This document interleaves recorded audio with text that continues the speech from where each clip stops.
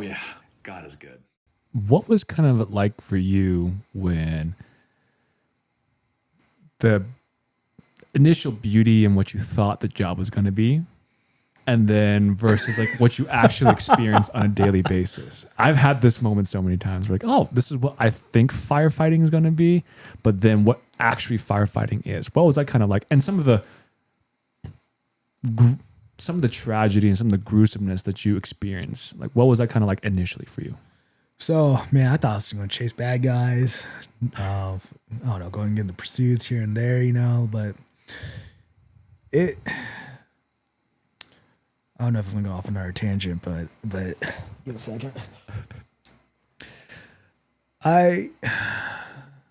Something I really am grateful, I'm going to go say this, is especially with my wife, is just to continue to keep God's love through my eyes. Because like, especially the homeless population, right? It's so easy to look down. It's so easy to just, oh, this is just another homeless guy, or there's a homeless gal who's just off of facts and doing just nonsensical stuff. But just to realize, like, that's God's child. That's someone who's calling in need of police help is God's child. And it's just hard to remember that while you just go through trauma after call after like just nonsense after nonsense, man. And I think another thing too, man, just all the paperwork, bro. Oh, I can only imagine. So much paperwork, man. Especially like when you get into a crazy critical incident, man, and you have to document everything you saw, every person you talked to, and just observations, man. It's just sometimes it's really tiring, man. Like yesterday I had a call where I had to make this arrest, get out of the hospital at 2 a.m. and my shift ended at 1 a.m. I gave you that, man. I remember at the hospital, my computer shut off and I lost all the paperwork. I finished, man. And I remember I was just sitting there like, man, why am I doing this job? Why am I doing this? And it's just, that's something you just have to offer up to Jesus, man. And being able to just finish all that, just looking at it now, just kind of like sitting down here, I finished that arrest and I'm like, okay, I'm home now. It's just like, man, I am so tired, but again, just offering it up to Christ, man. That's just something I just have to remind myself, and just to do his, like, this job is not for me. It's just to glorify Christ, and again, this job, yeah, I know it's a paycheck, I'm trying to live by, right, and try to provide for my family, but it's just truly just offering up this job to Christ, man. Well, I totally understand what you're saying too, especially when it comes to dealing with the homeless population. Oh, bro, it's extremely difficult, and I think after a little bit you become a little bit desensitized to who these people are. And especially when there's a lot of like mental illness and mental disability. Yes. And you forget that they're human beings, and you forget they're children of God, and you view them in a different lens. And I find myself being angry all the time. Oh, dude. I found myself being so frustrated, especially waking up in the middle of the night, middle of sleep, 4 or 5 times a night. And you just go into nonsense where it's not really a medical emergency, not really an emergency. It's just something that it's just nonsense. And you get so frustrated. And it's hard to not get into the sense of you are just, you're below human. And you get so frustrated. And I pray for that all the time. I pray for God to help me to realign myself. It is difficult. I totally understand what you're saying. It becomes a mundane thing. It becomes the glorious vision of what you think the job is goes away. And you have to remind yourself, why am I doing this? And you have to ask Christ, you called me to be here. You called me to do this job. Remind me why I'm doing this job. And it's really hard. And so after hitting the streets for a little bit now, and you've been on the job for how long now?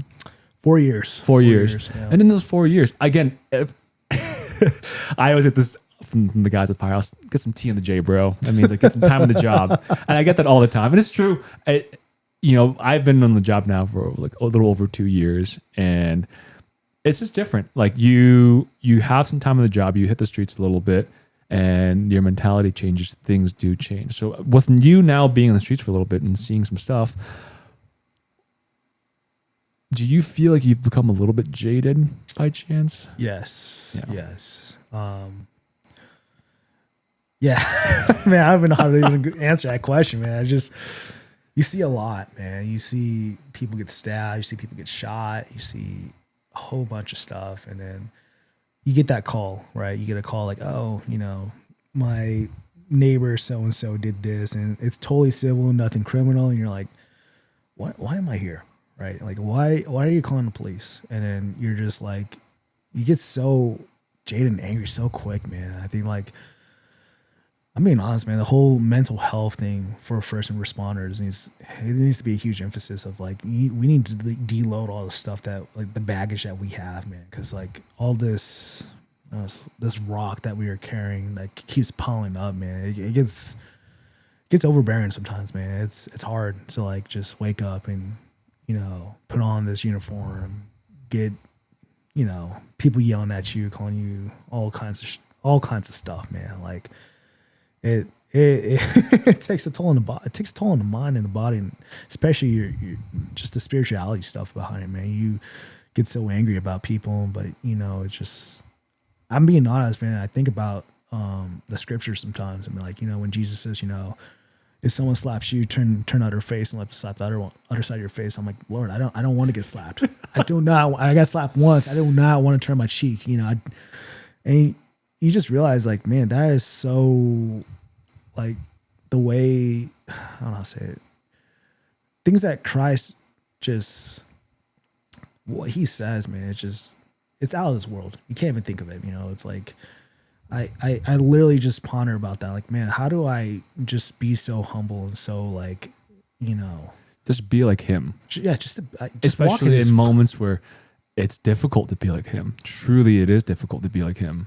Yeah, I still, it's so hard, man. Like, how do walking like Christ is like just walking on like needles or just lava, man. Like, it's beautiful. I could say that it's just beautiful, but so hard. And I can only imagine the difficulty being a PD officer, because on the fire side, that's one thing where I have so much respect for PD officers, because on the fire side, everyone likes the firefighter. It's like there's a handful of people that are like, oh, I hate firemen or I hate firefighters. But majority of the people, they like firefighters. But when it comes to cops, when it comes to officers, it's a different story. It's either they love you or they absolutely hate your guts. Oh, dude. And it can be so visceral, and it can be very, very difficult to deal with on a daily basis. I could only imagine. That's why I'm so thankful I'm in fire. Sometimes I think about it, man. I'm like, you guys have some nice chili up in your fire station, man.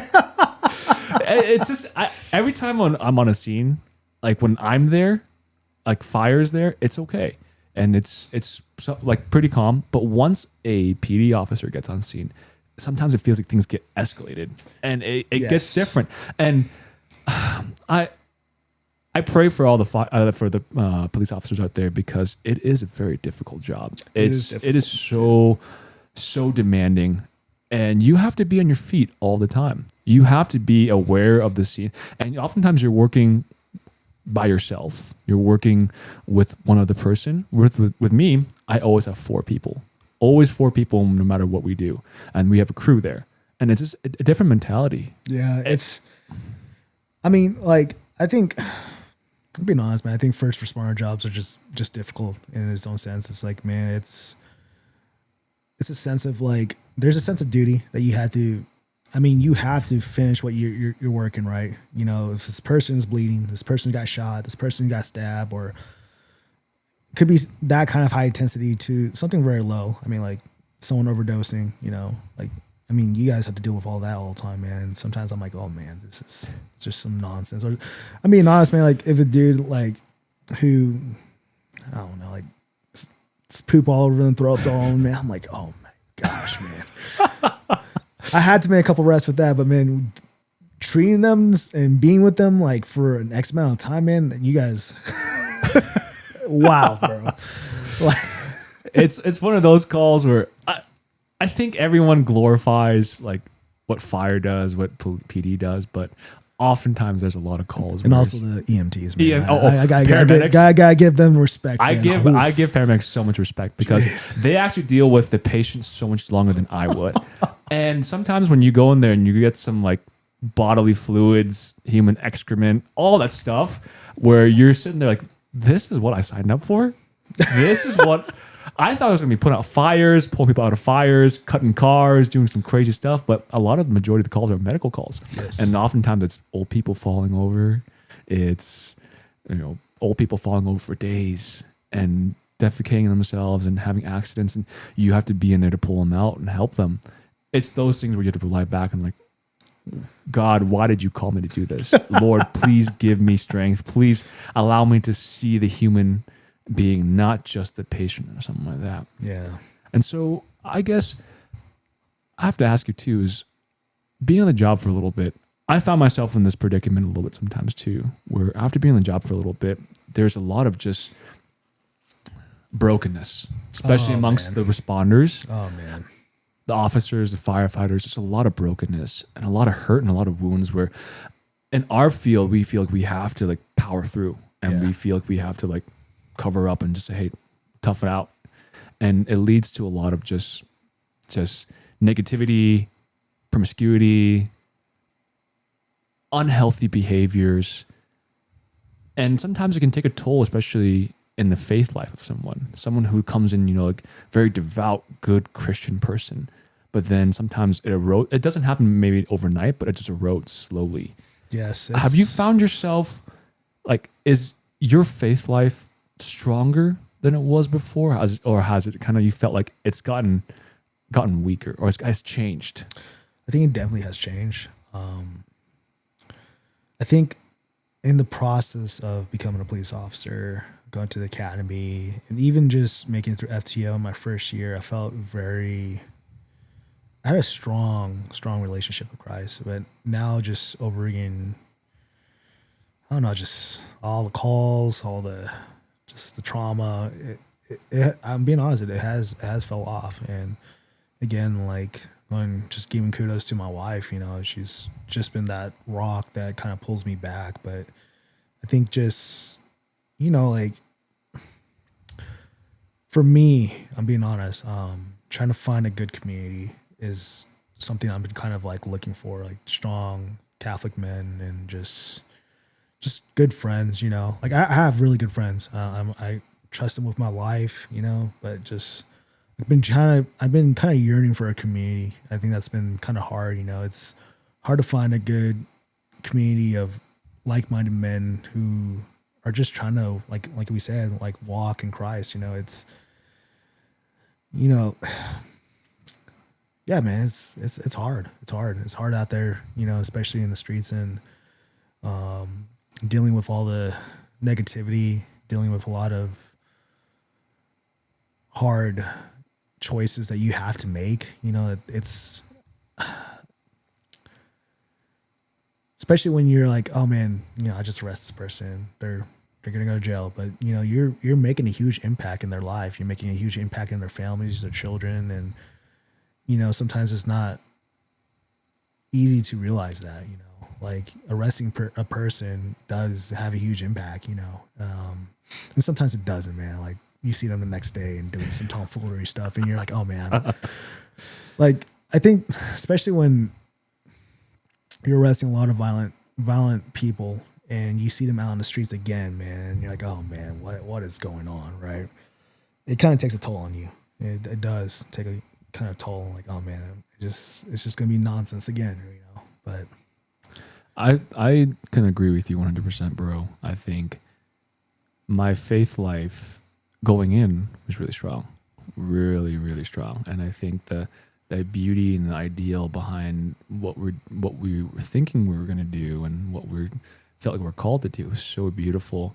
And I think after a little bit of time and a lot of just kind of the repetition, the kind of calls you see, just some of the darkness you see out there too, and the darkness you're kind of around, and the culture that kind of like the first responders have, erodes away kind of like the like the Christian, I guess, beauty that you have in your mind. Yes. And Yes, it I agree erodes with away, you. and you become angry, you become Most tired, definitely, dude. you become exhausted, and it flows into every aspect. It flows into prayer life. I think one of the biggest things that really affected me was my prayer life. Oh, dude. I come home sometimes.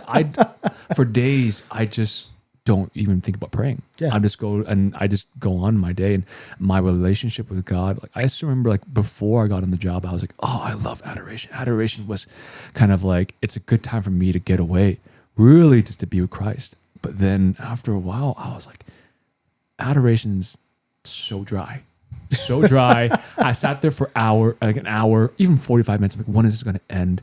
My mind's racing over so many different things. I'm exhausted, and my patience has gone to zero, gotten super low. And it's those things where I sit back and I didn't know this happened until there was a moment where, like, oh crap, I'm here. I'm at the level where my prayer life is weak. My spirituality is weak. Yes. My desires have changed. Who I thought I was has changed, and it's difficult, and it's different, and it's kind of hard to look yourself in the mirror and see, like, wow, I've changed in a way where I didn't necessarily want to change into. Yes. And I thank God. I think this last Easter really had an impact on me, really, to come back to Christ. Really had eye-opening moments, and really was called back to, like, really to come back to Him and say that, hey, I called you to this. Allow me to be present in what you're doing. Don't cut me out. Allow me to be present in what you're going through, so I can help you in this. And that's helped me a lot. And I'm still coming out of that phase. Honestly, I'm not. I'd say my faith has changed comparatively to when I was single, on fire, doing all these crazy asceticisms, doing all these things. My relationship has changed now, but God is saying, allow me to grow in that with you. And it's been beautiful. It's been beautiful, but it's also a lot of struggles too, a lot of difficulties, and I can share with you in that. Yeah, dude. I think, like I said, man, when you accept Christ in your life, it's not going to be easy. It's not. You look at the apostles and all that. Apostles, am I saying right? Yeah, apostles. Yeah, you see what they went through, and I mean, they didn't have a they have to have an easy life, man. And I think, man, I'm being honest. I think that's what I'm kind of yearning for is kind of getting that relationship back with Christ. You know, I think especially with just all the teams and just your coworkers, you see a lot of just temptation of easy sin, you know, when it comes to pride, when it comes to lies, when it comes to jealousy and lust and all that kind of stuff. Like, you start to see all this evilness, you know, like, it's so easy to, like, I don't know. I was talking to you earlier. I remember, I don't know. I think it was a phone call when you asked me, like, hey, you want to hop on this podcast? And I was like, man, it's hard. It's hard to, like, be a good Catholic man in these kind of, like, first responder jobs and stuff like that, man. It's hard. Like, I don't mean to sound like gloom and doom, but the reality is you are responding to the worst of the worst in society. You are in situations where majority of people don't want to be in, and that's your everyday, and that's your job. I always have to remind myself, like, I do this so, like, my wife doesn't have to deal with it. I do this so my best friends don't have to deal with this. Yeah. I do this because I want my communities to be safe. I want the people around me to be safe, and the people who I serve to be safe. This is why I'm doing it. But in that, you get lost, and you can get lost real quick, and it can kind of overtake you slowly, little by little by little by little. And next thing you know, you've kind of looked in the mirror again, like I said, and you're just a different person. Yeah. I felt that. I feel that, actually. Yeah.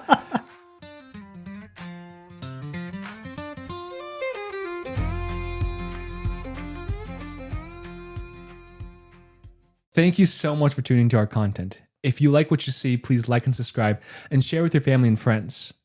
If you're looking for more content, please click on our image below. I'll take you to our YouTube channel and see what else we have to offer. Here at Coffee and Clay, we are also a growing ministry, which means we have more expenses and equipment to pay for.